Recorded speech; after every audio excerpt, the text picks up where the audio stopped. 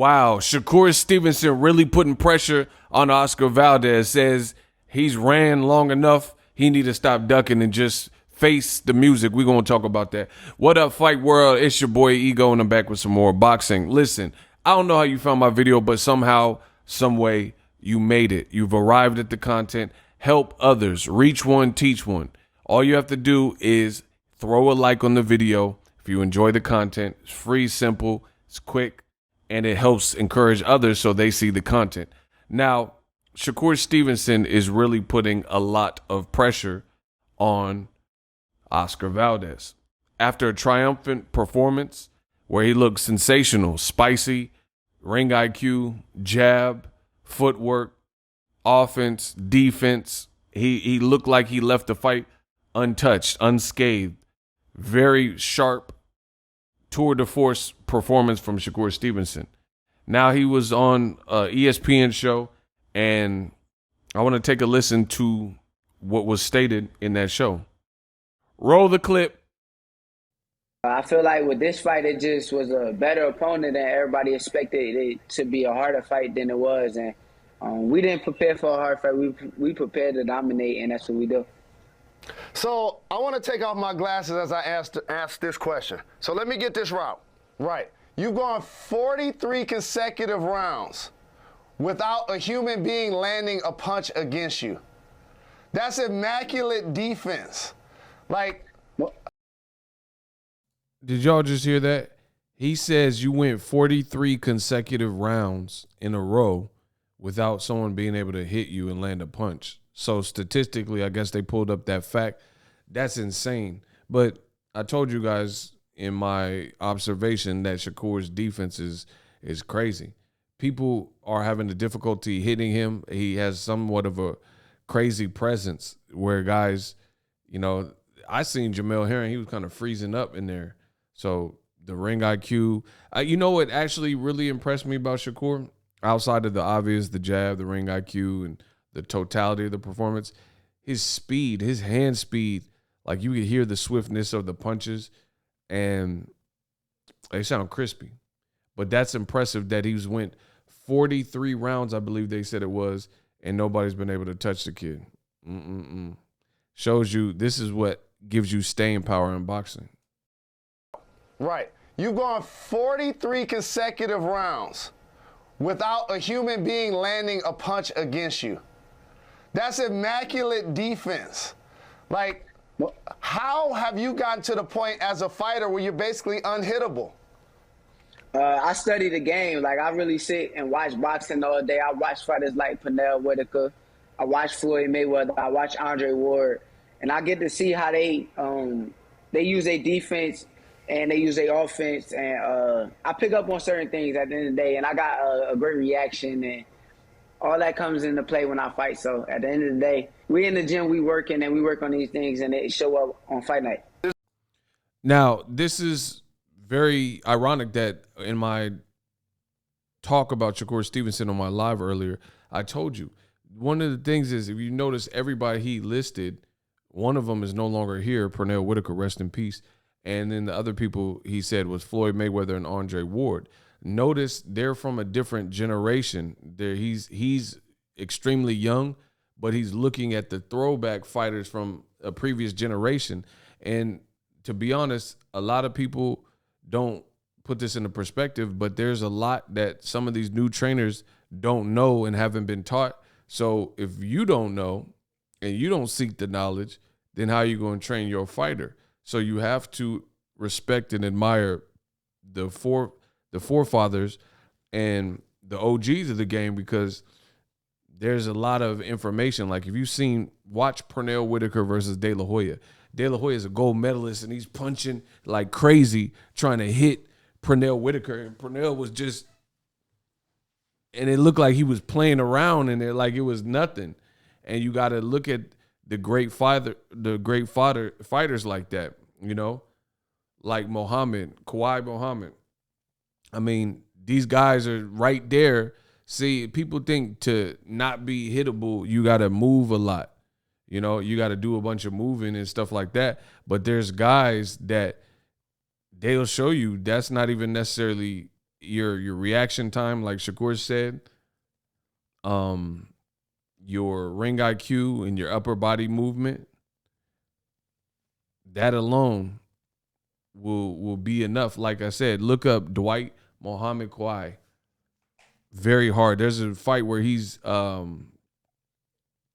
His opponent is in the corner of the ring trying to land vicious shots on him, and he's like sticking his tongue out and almost jovial about it. And it's like he's this close to danger. And Shakur Stevenson, he's learning from the greats. So I respect that. Few natural opponents for your next fight, one of which is obviously Oscar Valdez, who is undefeated in your weight class. Is that fight going to happen? Most definitely. I feel like it got to happen at the end of the day. We as boxers had to fight the best boxers, and Oscar Valdez is one of the best fighters in my division, and I'm one of the best fighters in the division. I feel like it's a fight that need to happen.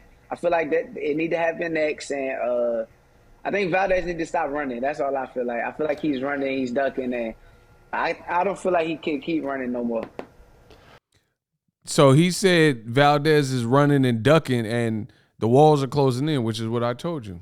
Next, and I think Valdez need to stop running. That's all. Stop running. I feel like that it need to happen next, and I think Valdez need to stop running. That's all I feel like. I feel like he's running, he's ducking, and I don't feel like he can keep running no more. Shout out to the OG Jay Prince. I want to elaborate on something you just said. He's been running, because that's what I wanted to ask you. Why has this fight not happened yet? I mean, it was supposed to happen when we was 126. He kind of moved up in weight after saying that he'll stay in weight for Leo Santa Cruz and Josh Warrington. But it's all on him now. Like, at the end of the day, I can't keep calling and he can't keep ducking at the end of the day. I feel like he keeps trying to ignore. He trying to ignore my name and act like I don't exist, but I clearly exist and I'm clearly here. So I don't know what we're waiting on. Wow, he said he can't keep it. Man, it's looking shaky for the Canelo gym. Oscar Valdez, to the point of this video, I have not heard him rebuttal or respond to this. And Shakur is putting the pressure on. He's on ESPN shows. He did it in his post-fight interview. This is definitely heating up. Top rank. They can't protect Valdez. This is a unification. I would pay to watch this, or ESPN Plus, whatever they got to do.